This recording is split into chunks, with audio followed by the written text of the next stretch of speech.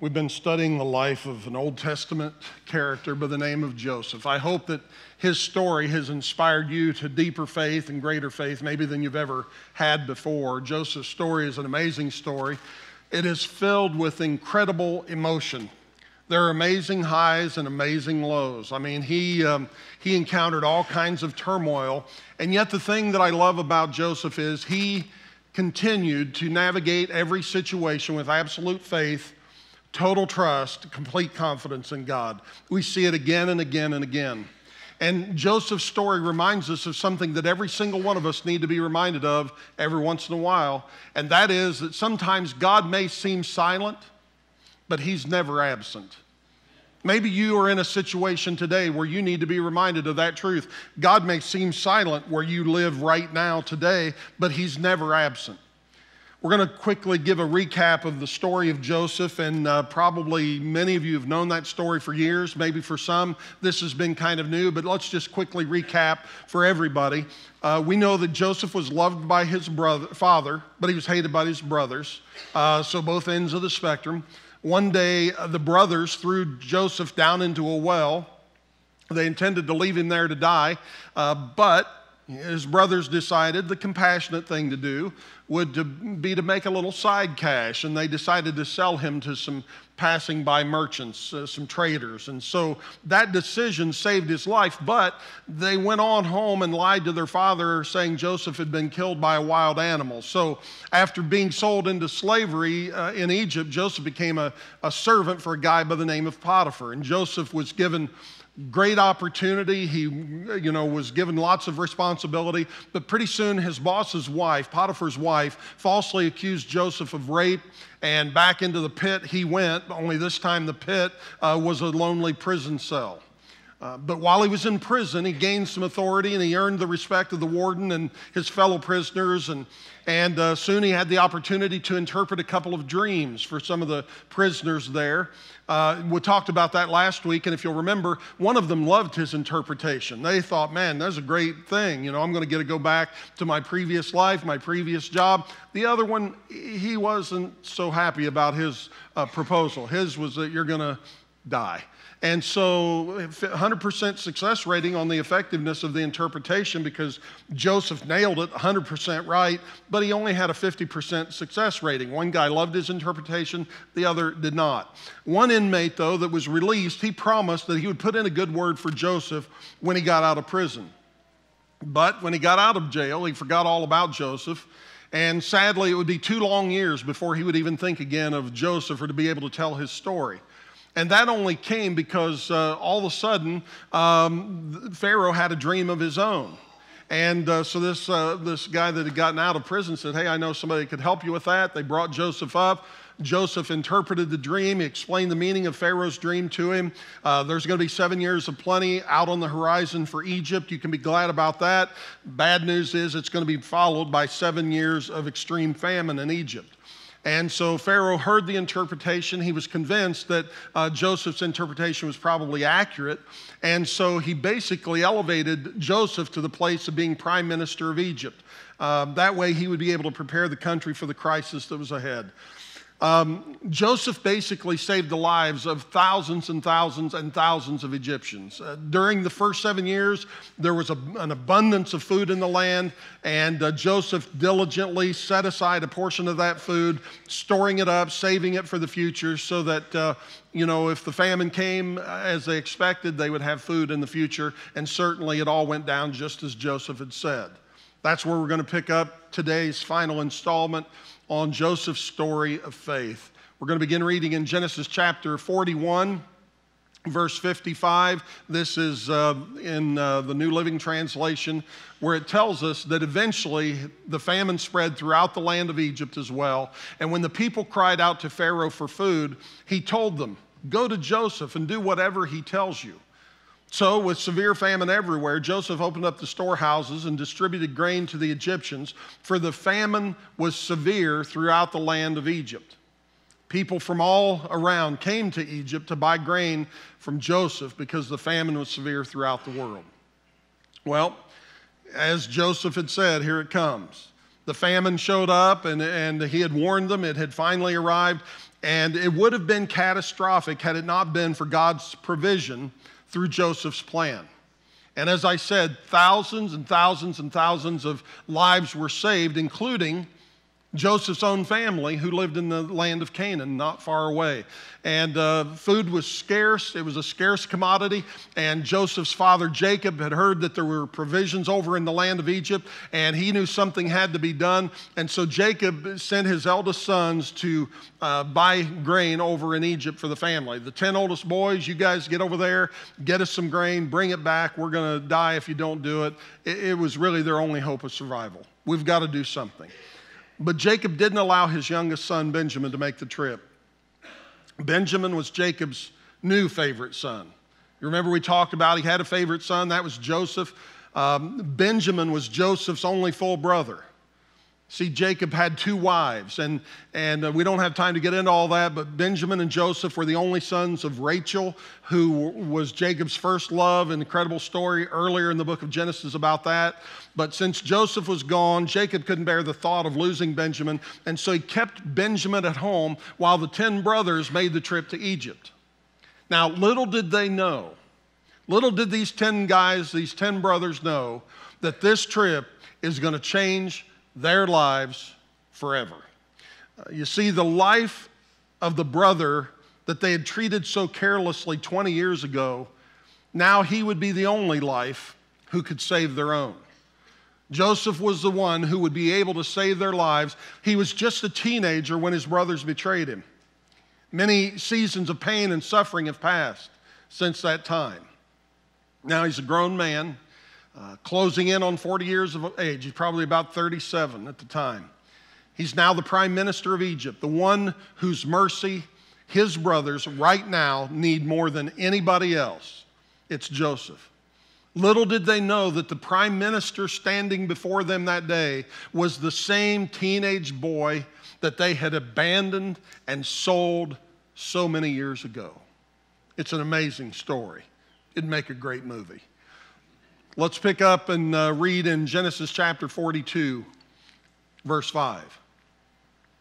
So Jacob's sons arrived in Egypt along with others from all over the land to buy food, for the famine was in Canaan as well.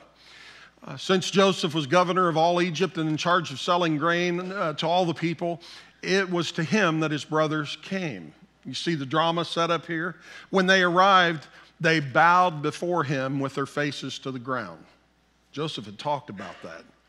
Joseph recognized his brothers instantly, but he pretended to be a stranger and spoke harshly to them. "Where are you from?" he demanded. "From the land of Canaan," they replied. "We've come to buy food." Although Joseph recognized his brothers, they didn't recognize him. I mean, can you believe this story? It is an amazing, amazing story. Little do they know, Jacob's sons, they're all at the mercy of their betrayed brother. I mean, Joseph has what they need. They're desperate. And without Joseph's approval, excuse me, their lives may be over. They're toast. They're in trouble. They will starve to death. And Joseph decided he's going to turn up the heat on his brothers, and so he accused them of being spies, coming in to see where the kingdom was unprotected. And Joseph's brothers, and rightly so, they're fearing for their lives. They're thinking, man, we're in trouble. We just came for food. That's it. No hidden agenda. And so they try to explain, man, we're all a part of one big happy family. And in their desperate ramblings, they reveal that they have a brother that's still at home and another that was lost many years ago. And for the first time in that moment, Joseph gets a glimpse into what these brothers must have told their father about why he himself never made it home on that fateful night almost 20 years ago. Could their father have thought that Joseph was dead all this time? That's what they'd told him. Joseph didn't know that until now.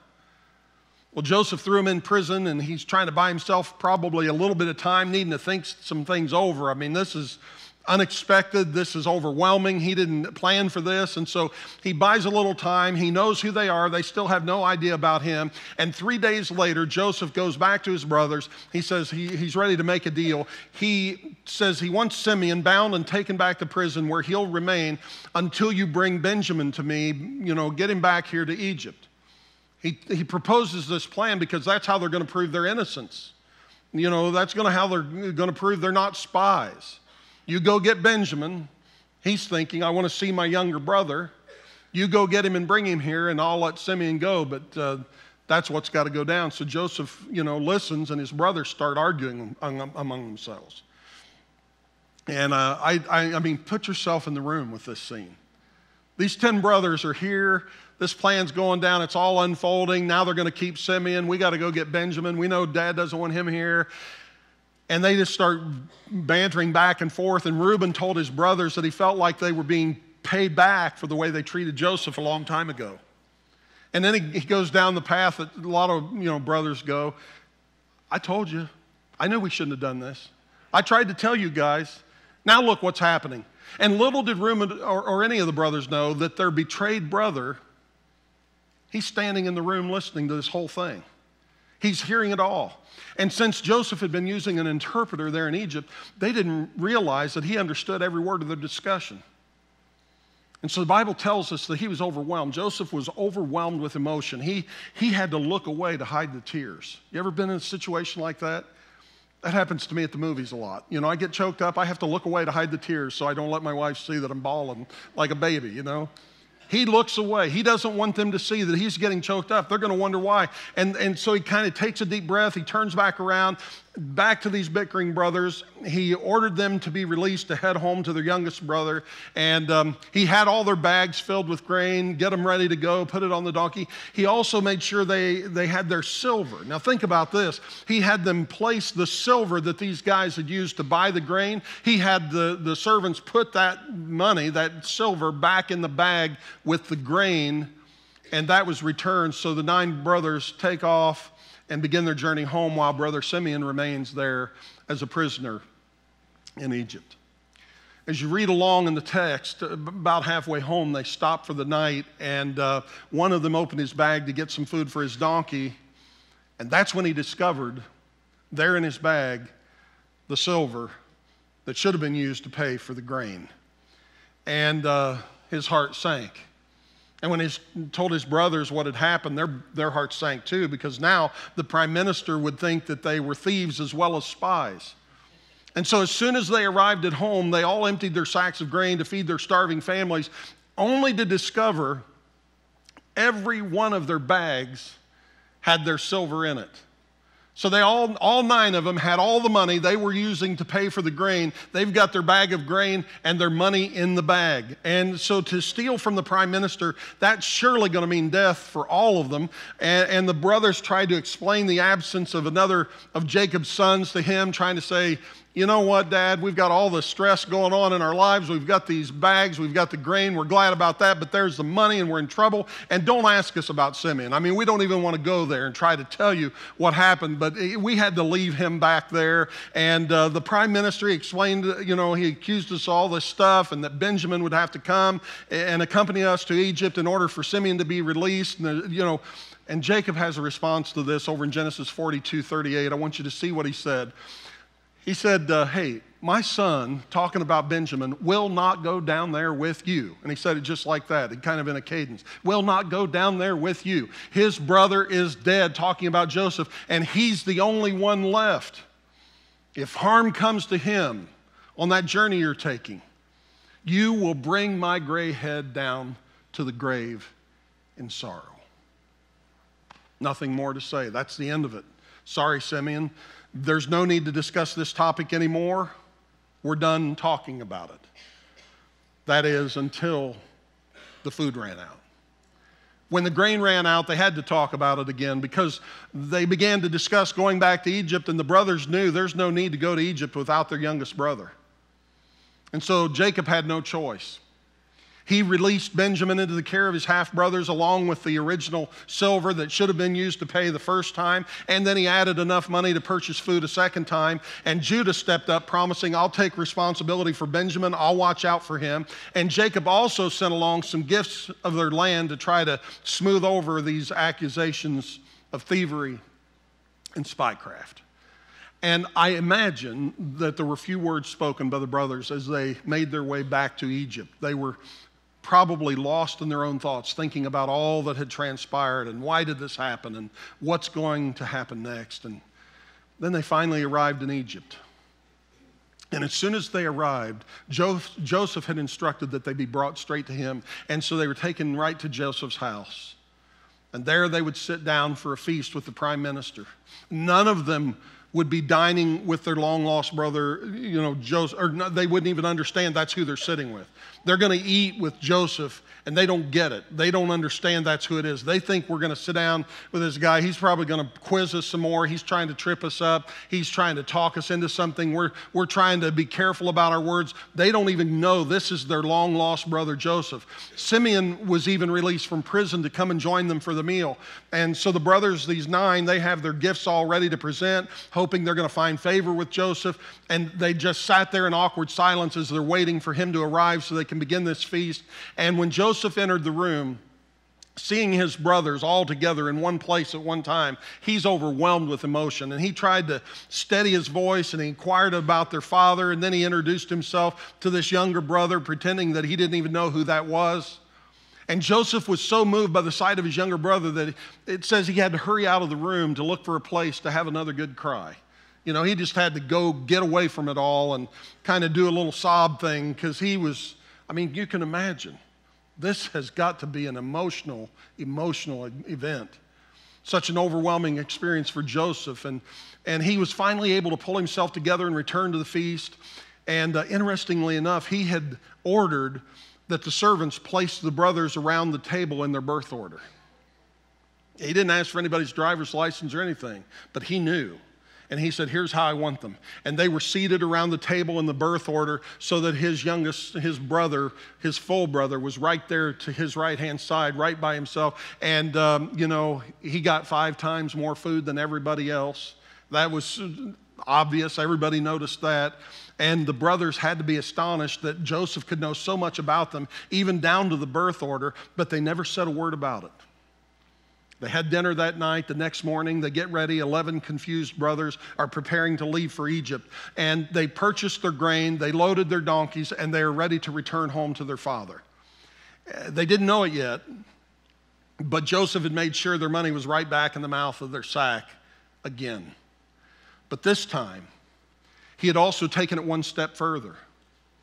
Joseph had a silver goblet that he would drink from. He's the second in command in all of Egypt, and this was a priceless possession. This was well known that you don't mess with the cup, the silver goblet, and that goblet was placed in Benjamin's bag.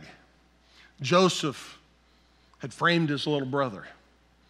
About the time the brothers are getting just outside of town, Joseph sent his servants racing after his brothers.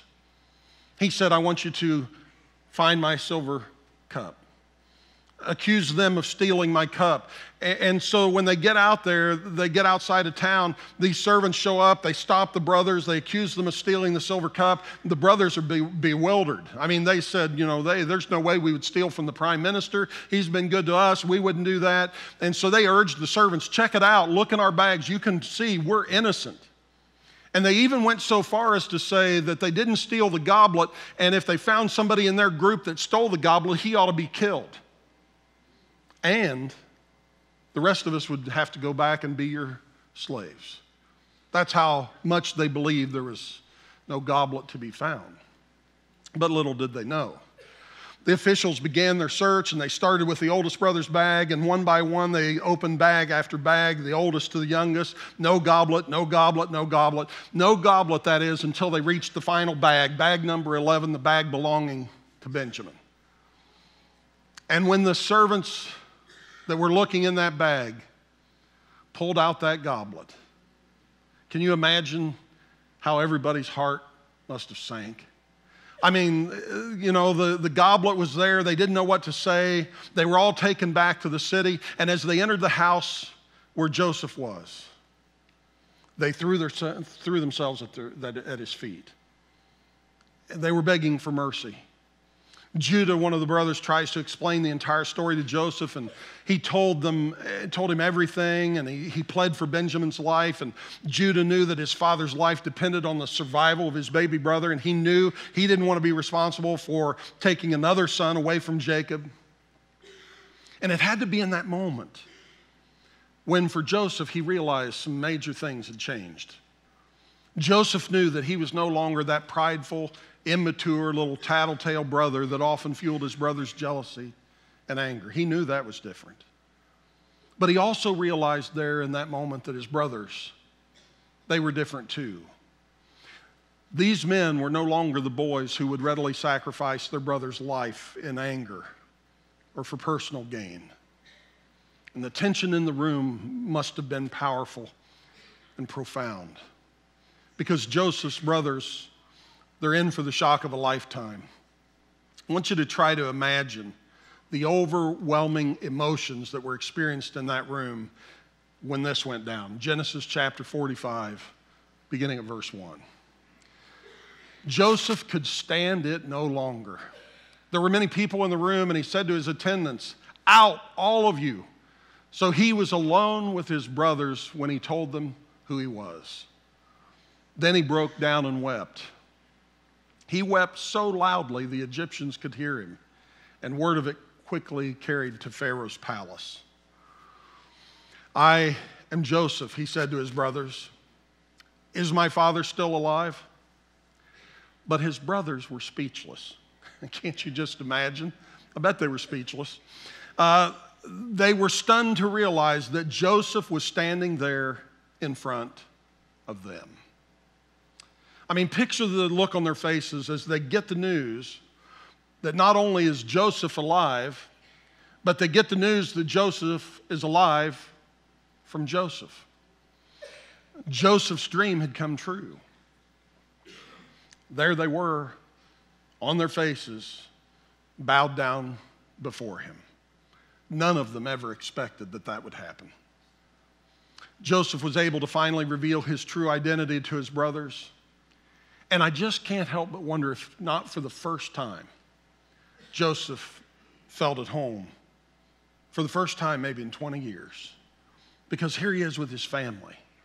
After all, they're his brothers, and he's finally back with his family. But the brothers were in shock. They had to be wondering, what's Joseph going to do to us now? I mean, Joseph has all the power. He could easily seek revenge for what they've done to him, and nobody's going to blame him. I mean, even including the brothers themselves, they would understand. But Joseph must have seen the fear in their eyes as he began to explain his perspective on the last 2 decades of all their lives. And this is where something profound happens, and this is something that could change your life.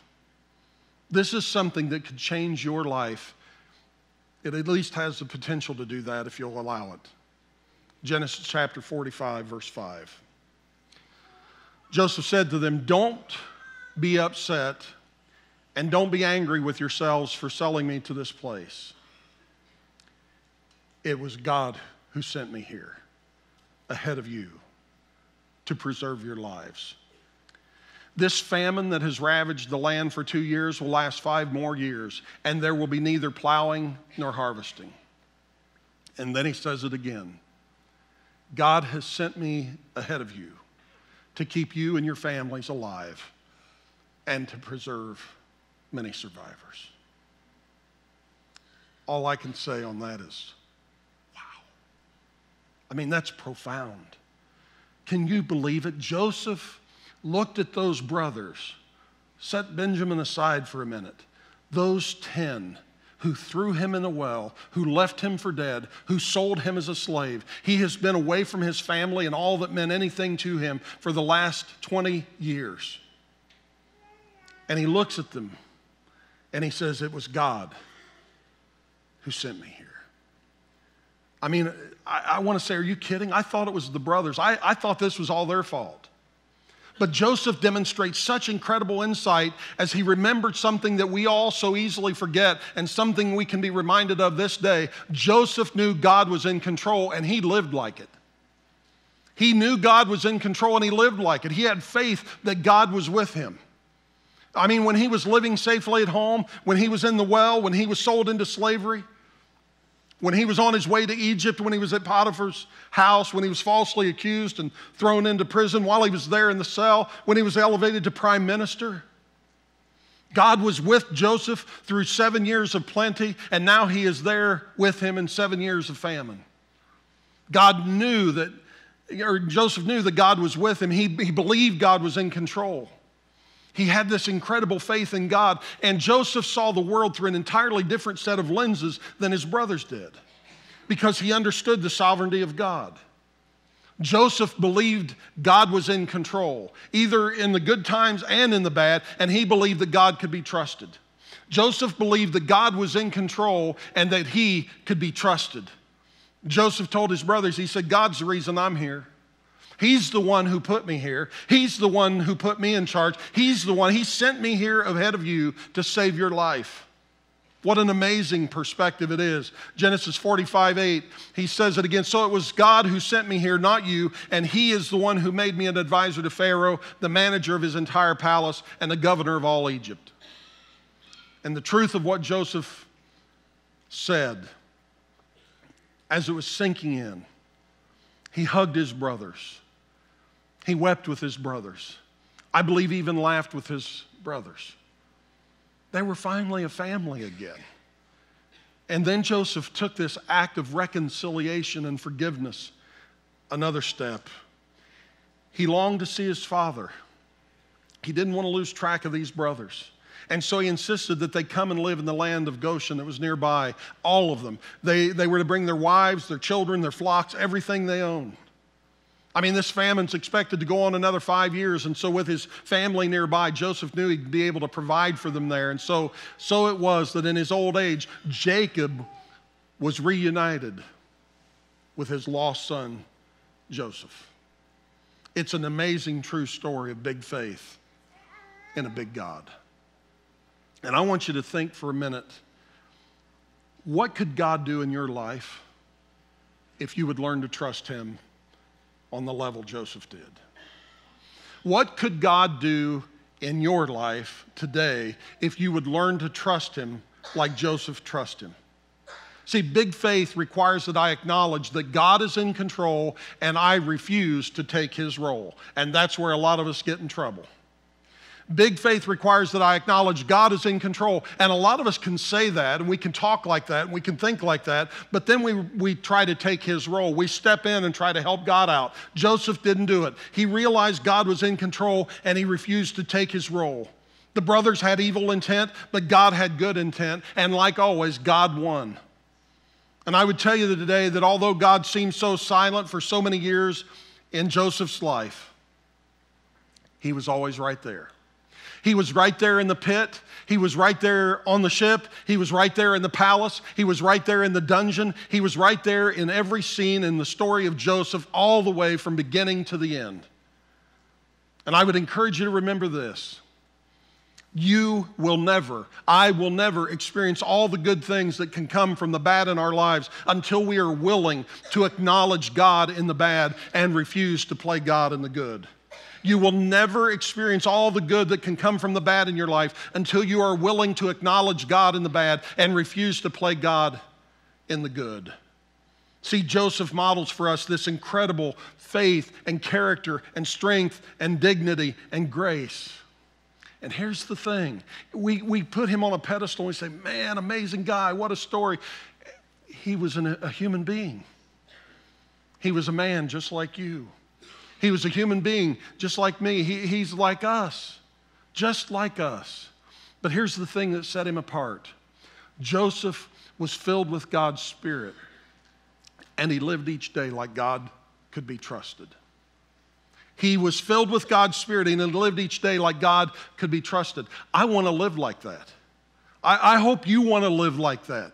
And the good news this morning for every single one of us is, if we want to live like that, we can. We can. The question is, will you? Will I? Let's pray it'll be so. Would you bow with me, please? Heavenly Father, I thank you for this incredible story. We've learned a lot from Joseph, and he had every reason to be upset, to say no, to walk away, to seek revenge, to go down the wrong path. And all of that would have been justified from a human perspective. But that's not how Joseph chose to live his life, and that's not how we want to live our lives either. And so this morning, I pray that you would teach us to trust you completely. Help us to not be so caught up looking around or looking back that we forget to look up. Help us to not be so overwhelmed by your silence that we overlook your presence. May we be men and women who respond to each and every circumstance we face in life with absolute faith, total trust, complete confidence in the God who made us. And I pray that you would give us wisdom, Lord, to take what we've heard these last few weeks, and that you would show us how to apply that truth to our lives, and then give us the courage to do just that. I pray that would be the case for every single one of us. And now as we prepare to continue on in worship by bringing our gifts to you, bringing our tithes and our offerings, we ask that you would bless this offering as we give to you as an expression of our love, an expression of our obedience. We pray in Jesus' name. Amen.